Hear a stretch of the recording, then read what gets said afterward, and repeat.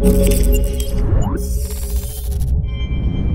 what's going on guys? Arekkz here, welcome back to another Destiny 2 video. We are drawing ever closer to launch now. Each day just gets me a little bit more hype than the last, and today we've got some pretty important stuff to talk about. Yesterday's This Week at Bungie blog post shed some light on some rather important dates and times, namely the launch date for the raid and trials, as well as some additional information pertaining to guided games, and some other stuff as well. However, in addition to that, some pretty significant information surfaced last night from what appears to be a Destiny 2 game guide from GameStop, and within that we learn a lot about the exotics, both armor and weapons, the abilities for the other three returning subclasses, Xur, and how and where he'll be showing his face this time around, and some other stuff too. Now it's worth noting I will not be showing any of that latter stuff in the video. I will speak about it from a very high level, but if you guys want to look at the stuff yourself, I will simply point you to the Reddit post that is linked down below.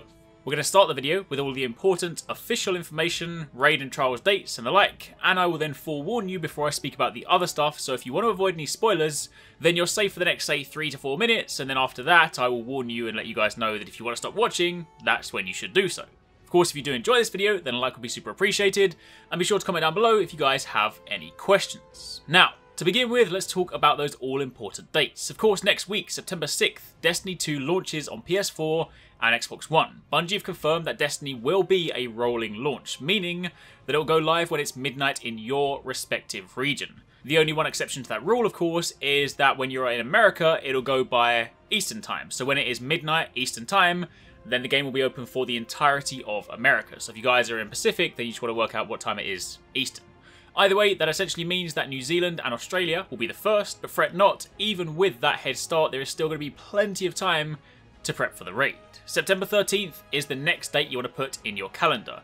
That is exactly 1 week after Destiny 2 launches. At 10 AM Pacific, aka Bungie time, that is 6 PM UK time, that is when the Destiny 2 raid will go live. September 13th, 10 AM PT, 6 PM BST.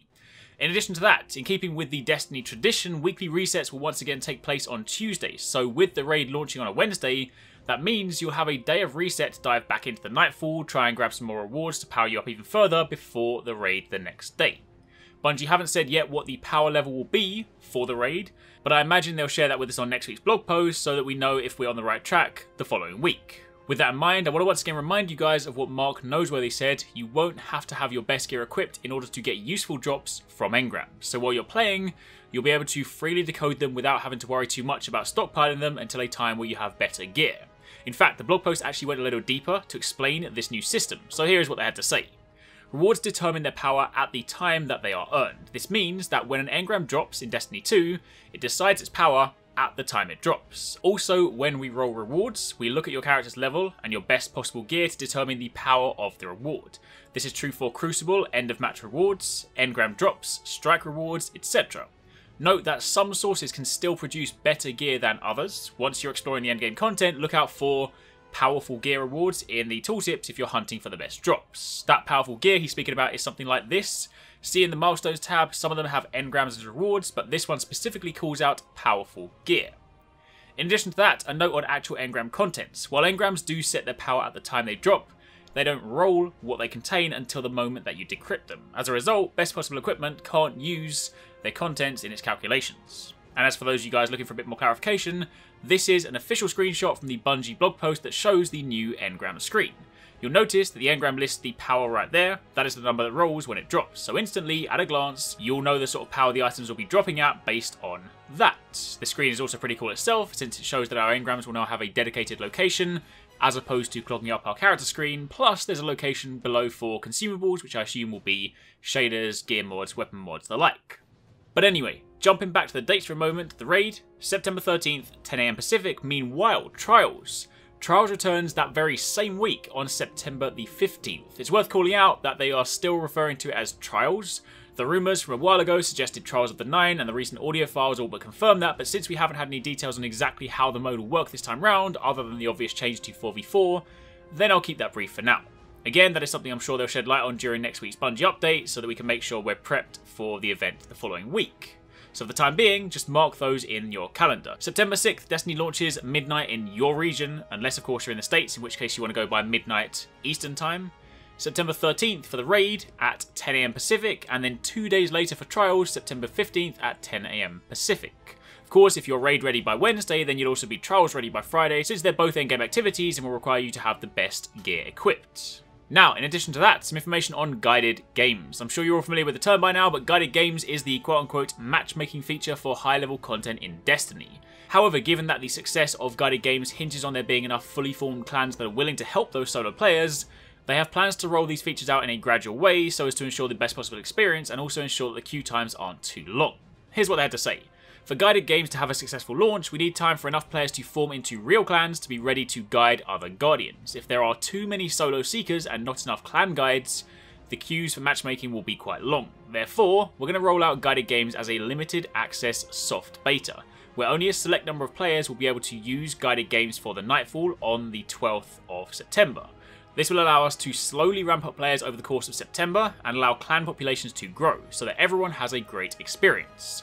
During the guided games beta period, we need your clans to fully test the system at scale. All clans will be able to guide solo players, so once you've mastered the Nightfall, fire team up and guide solo players to the highest heights. You may meet some new friends along the way. So, on September 12th, the aim is that 30 to 50% of players will be given Seeker access for the Nightfall guided games, depending on clan participation, in Destiny 2 during the first week. Now, just to be clear, Seeker means that you are then able to go into guided games and say, I am looking for help.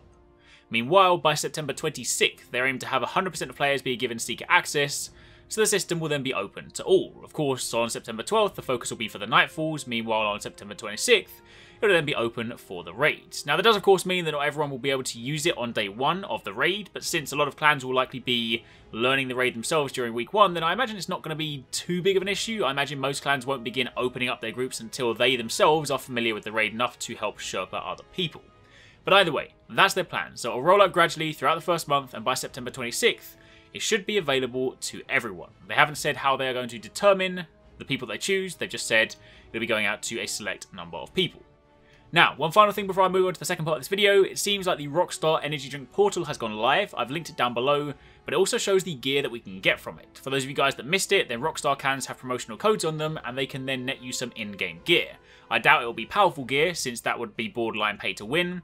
It'll likely be low-end stuff that can maybe be infused if you guys like the look of it, but either way, this is what it looks like. In truth, I'm not really a huge fan of it, so I don't really think it's going to be the end of the world if you don't get it, but of course, each to their own. Now, that is all the official important information out the way. If that's the only reason you tuned in and you want to remain dark on everything else, then now would be the time to look away. I'll use this temporary break to remind you guys that my PS4 Pro giveaway is still running, as is the giveaway for the Destiny figures from the guys at Vault HQ, so if you guys haven't entered, then click the links down below. But with that out of the way, that should be ample time enough for you guys to have tuned off the video. If you're still here, then we're now going to be delving a little bit deeper into spoiler territory. First up, the Reddit post link down below has lots of links to fancy images that you can look at, exotics, vendors, maps, etc. But none of those will appear in this video, so instead you'll just have to listen to my voice. To begin with, despite what we've been told up until this point, it seems that there will in fact be 2 social spaces in Destiny 2, the second of which opens up once you complete the campaign. The tower has been destroyed, there's no change in that, but since the tower we lived in was just one of many, it seems post-campaign we will reclaim or reactivate another tower, and within this area you will find vendors. This is a place we'll find the likes of Shaxx, Hawthorne, Cade 6, Zavala and Ikora, as well as weapon vendors, postmasters and even our good old friend Rahul. Whilst Tirakan is the Cryptarch on the farm, it seems Rahul will make his return in the new tower space. It makes sense the Bungie have kept tight-lipped on this, since it's not something that you'll see throughout the campaign. Interestingly, some of those NPCs like Shaxx, Ikora, Cade, Hawthorne, Zavala, they're also listed as appearing in both the farm and the tower, so whether they move post-campaign or whether they just show up in both, we'll of course have to find out. But either way, it seems we will in fact have a couple of places to call home, which is kind of interesting because that actually goes against what Luke Smith said to begin with. I appreciate sometimes they like to keep things hidden, but Luke Smith back in the past actively said they only wanted one space so as to not split the player base, but obviously that's kind of exactly what they're doing. Either way, decisions aside, that is how it is. There will be the farm, which is a place we'll live in during kind of the campaign itself, and then once it's finished, you can of course go to the tower, or the farm, either one will be open to you. In addition to that, there are some shots of the abilities for the 3 returning subclasses. Of course, up until now we haven't seen them, but thanks to the European Dead Zone footage released last week, we know that whilst patrolling the open world, relics can drop, and these trigger the respective subclass quests. We saw relics for Arc Warlock classes, Void Hunter and Solar Titans, which all but confirm their existence, but it's nice to actually see them listed in slightly more detail. The one thing I will call out is that it seems that Night Stalkers still maintain the ability to go invisible, which is something that Arc Striders don't have like the Destiny 1 equivalent Blade Master. It seems that Night Stalker can go invisible on dodge and through a traditional Vanish in Smoke bomb, which is kind of cool. Of course, once the game launches and I get the subclass myself, I will do full breakdowns like I did with all the others to show you guys, but for now, that is a tasty bit of info. Next up, a note on Zur. Zur will of course be returning in Destiny 2, but he'll work a little differently this time around. Right now in Destiny 1, we're used to, on a weekly basis, scouring the tower and the reef to see where he spawns, but in Destiny 2, it's about to get a lot more tricky, a lot more interesting. See, Zur will still show up on a weekly basis, but you won't find him at the farm. On the contrary, he will now show up in one of the 4 patrol locations, namely the European Dead Zone, the largest explorable area to date, as well as Nessus, Io, or Titan.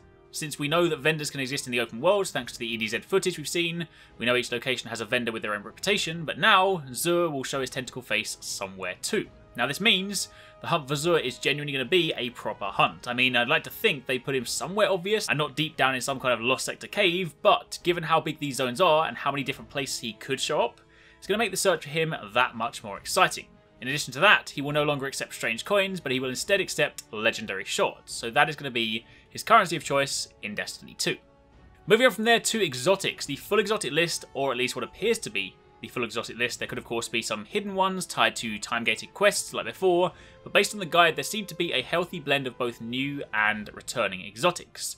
There are returning exotics for all classes on the armor front, as well as fan favourite weapons like Might and Multi-Tool, but it does seem like the majority of stuff is new. Of course, in the gameplay we've seen from trailers and the European Dead Zone, we've actually seen a good number of exotics already, both gear and weapons, but of course there is still plenty more to get. Hardlight will make a return, as we saw from the gameplay the other day, but interestingly, it seems that it will have the ability to switch between all 3 elements. The gameplay we saw had Hardlight dealing void damage, meanwhile in Destiny 1, it dealt kinetic damage but had blue shots that looked like arc. So one way to make this more useful for sure is the ability to swap, sort of like what Murmur was able to do in the past.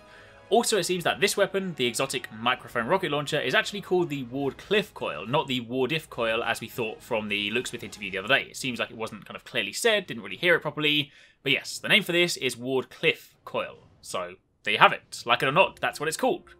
Now for the remainder of the exotics, I will again just point you guys to the links. You can read the perks, see the icons, they do look super cool, but I'll keep that bit brief for now.